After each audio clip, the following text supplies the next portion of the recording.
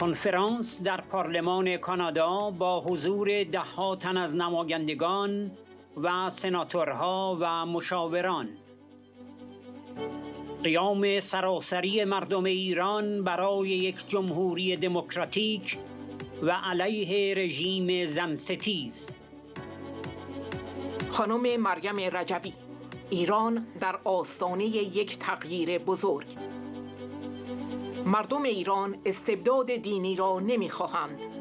آنها نمی‌خواهند به استبداد شاه و نظام تک حزبی او برگردند که علنا می‌گفت هر کس با حزب او موافق نیست جایش در زندان است. از دولت کانادا انتظار داریم حق مردم ایران برای دفاع از خود و مبارزه آنان برای سرنگونی رژیم را به رسمیت بشناسد. تمامیت وزارت اطلاعات و سپاه پاسداران را در لیست‌های تروریستی کانادا و سازمان ملل قرار دهد، از عوامل رژیم سلب تابعیت و آنها را اخراج کند.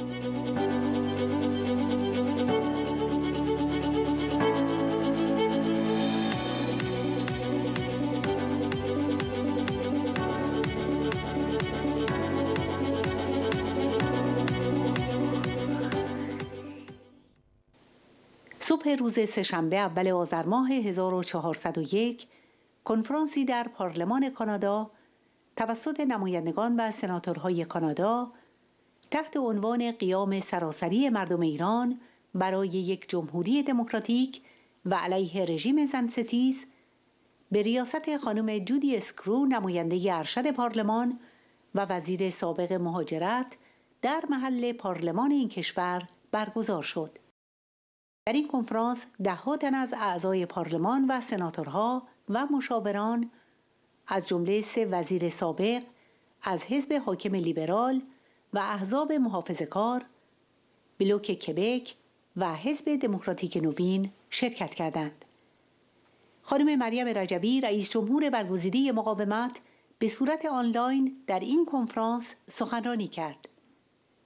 علاوه بر خانم رجوی، خانم جودی اسکرو، نماینده ارشد از حزب لیبرال، وزیر سابق مهاجرت، آقای مایکل کوپر، نماینده پارلمان از حزب محافظه‌کار و نایب رئیس کمیته حقوق بشر پارلمان، خانم آندران لاروش، نماینده پارلمان از حزب بلوک کبک، نایب رئیس کمیته دائمی وضعیت زنان و عضو انجمن پارلمانی کانادا، و آقای دیو اپ از حزب محافظه‌کار هم سخنرانی کردند.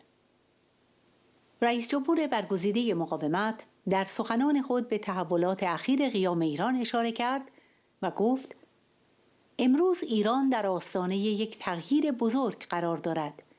قیام سراسری مردم ایران در 2 ماه گذشته به رغم سرکوب گسترده در روزهای اخیر شدت بسیار بیشتری گرفته است. تعادل در ایران بین مردم و مقاومت از یک طرف و رژیم آخوندها از طرف دیگر تغییر کرده است. وی گفت: قیام مردم ایران یک پدیده خلق الساعه نیست. ریشه در 43 سال سرکوب دارد. زنان پیشتاز این قیام هستند، زیرا تحت سرکوب مضاعف بوده و از همه حقوق بنیادینشان محروم شدند. خانم جودی اسکرو، رئیس کمیته ایران دموکراتیک که ریاست جلسه را نیز بر عهده داشت، ضمن استقبال از حضور خانم رجوی در این جلسه گفت: امروز زمانی این جلسه را با همکارانم از هر 2 حزب تشکیل می دهیم که قیام سراسری 240 شهر ایران را فرا گرفته است.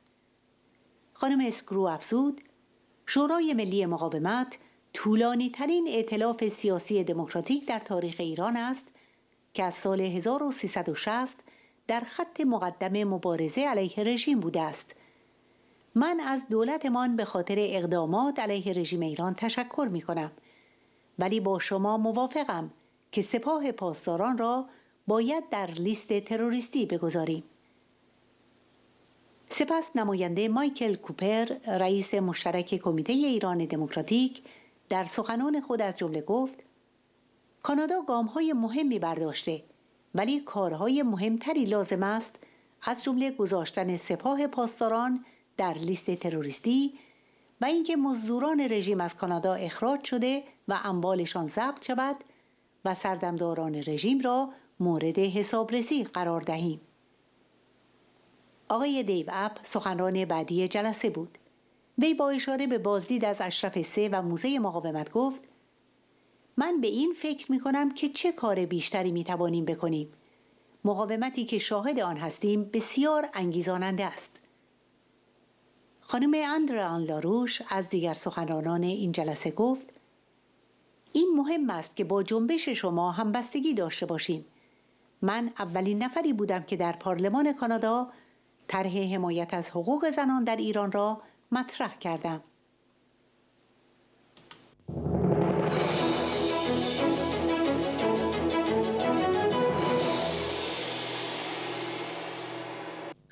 We're so grateful that the connections have worked, and you are talking to a room full of parliamentarians and staff and so on. So we will call our meeting to order, and I'm thrilled to be able to convene this meeting today with my co-chair, Michael Cooper, that you met this summer when we were at Ashraf 3.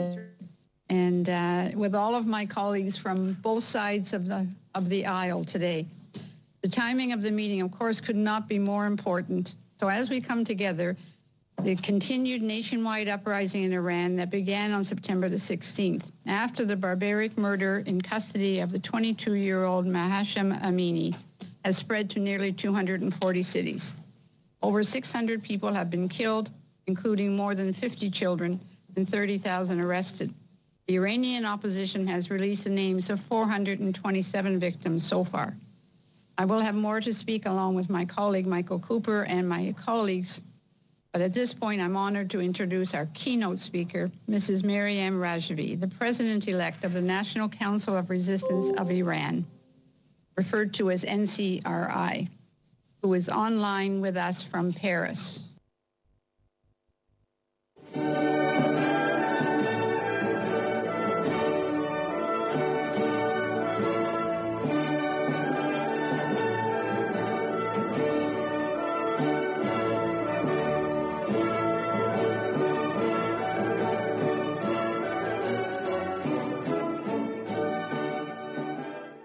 Distinguished members of Canadian Parliament, I would like to thank you for your attention to the issue of Iran and specifically the adoption of the motion to expel the Mullah's regime from the UN Commission on the Status of Women.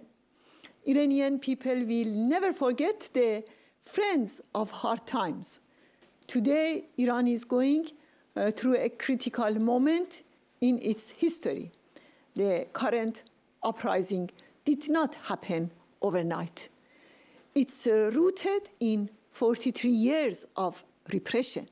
Women are at the forefront of this uprising because they have been under double oppression. They have been deprived of all their fundamental rights. The uprising is founded on objective conditions.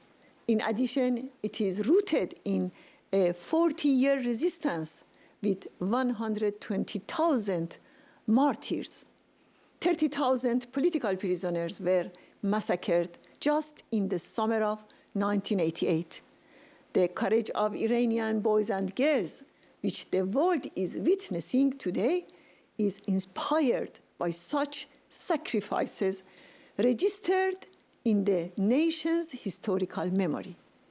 The Iranian people's desire, especially women, is highlighted in their slogans.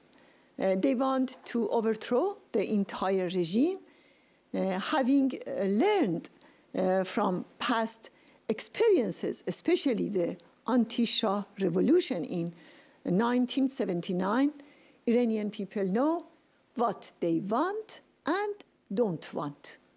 Iranian people don't want religious tyranny. They don't want to go back to the Shah's dictatorship and his one-party system either, where he said publicly anyone who disagreed with his party should be in prison. The regime has recently resorted to a new tactic of repression. On the 16th of November in the city of Izeh, in southwest of Iran, the regime's agents opened fire on the protesters, killing at least 10 people, including 3 under 18, that a 10-year-old boy, Kian, was among them. Here, I have a photo of Kian here. But the regime claimed that it was the work of terrorists. During the last 2 months, about 60 children and teenagers have been killed by the regime's suppressive forces.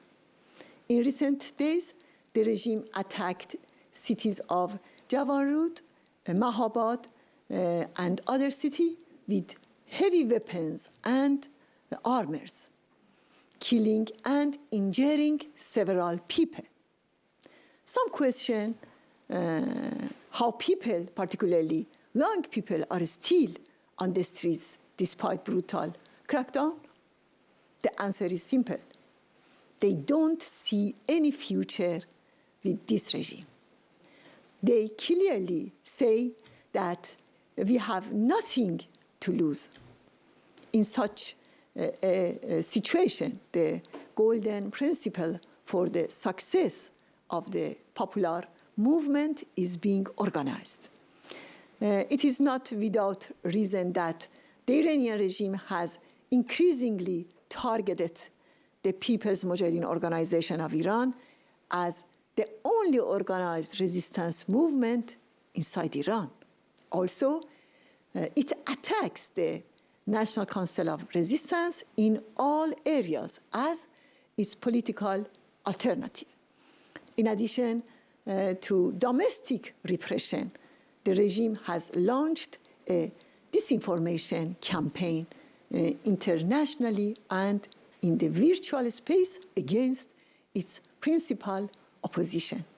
The regime's agents act under different covers, including being a critic in order to justify suppression and execution of its opponents. By doing so, they want to create the impression that there is no democratic and organized alternative to the regime. And if the clerical regime is overthrown, Iran and the region will become unstable. But this is a big deception. There is a nationwide resistance and a political democratic alternative in Iran. Dear friends, we are getting close to the anniversary of IRGC missile attack on Flight 752, killing 176 innocent people. The regime's refusal to take responsibility for this terrible crime shows the true nature of this regime to the world. With all these crimes, it is clear for all that this regime only understands the language of fairness. In such situation, we and our people expect Canada to first recognize the Iranian people's right to defend themselves and their struggle to overthrow the regime. Second, put the entire Ministry of Intelligence and the IRGC, Khamenei's main repressive forces, on the terrorist lists of Canada and the United Nations. And third, deprive the regime's agents of their citizenship and deport them to Iran. Thank you all very much. Thank you very much, Madam Rajvi. It's wonderful to see you and to hear your voice directly. It's very informative, the remarks and the update that you were giving. Clearly, I don't think you can turn back, and I don't think the Iranian people or the regime can turn back the clock.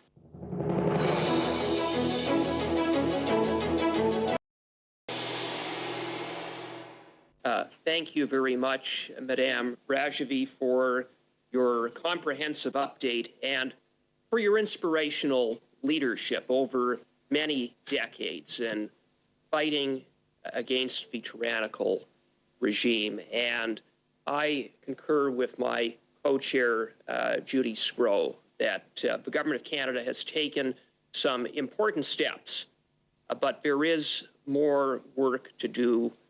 Chief among them is listing the IRGC as a terrorist organization, and also ensuring that the regime's agents in Canada are no longer welcome in Canada, but they are sent home, and that their assets are seized.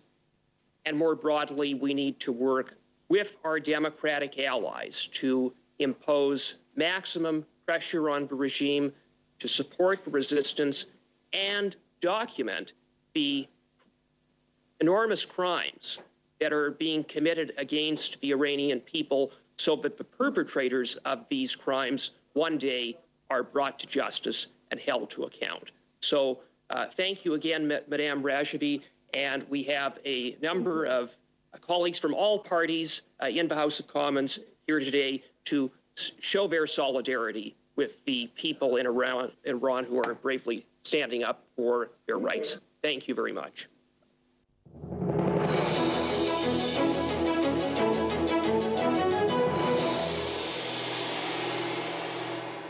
Thank you, Madam Chair, and thank you to both co-chairs. I had the opportunity this past summer to join both our colleagues, Judy and Michael, and others as well, and attend the conference at Ashraf 3 in Albania.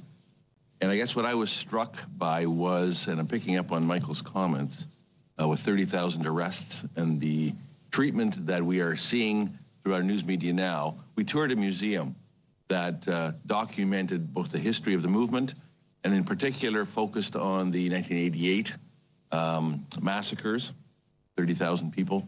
And again, was what we're seeing today. And so as I toured through that museum and saw the conditions that are being replicated on our screens today, you can't help but wonder, what else can we do here in Canada?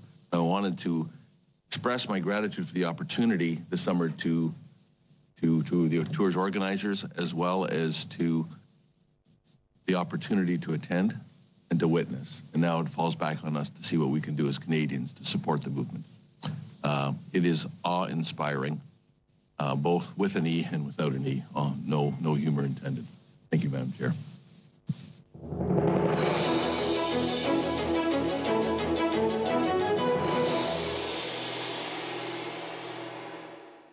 Merci. Donc, je suis donc Ariane Larouche, députée pour le Bloc québécois et, comme j'ai dit, vice-présidente du Comité de la condition féminine. Et j'ai été la première en Chambre à déposer la motion en soutien aux droits des femmes en Iran, qui a été supportée par la Chambre.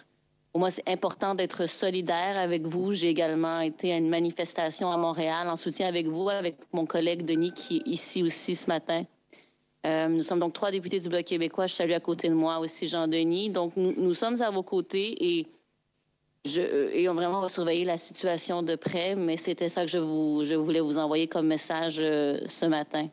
Donc, rappelez que nous avons eu une motion à la Chambre en soutien avec vous.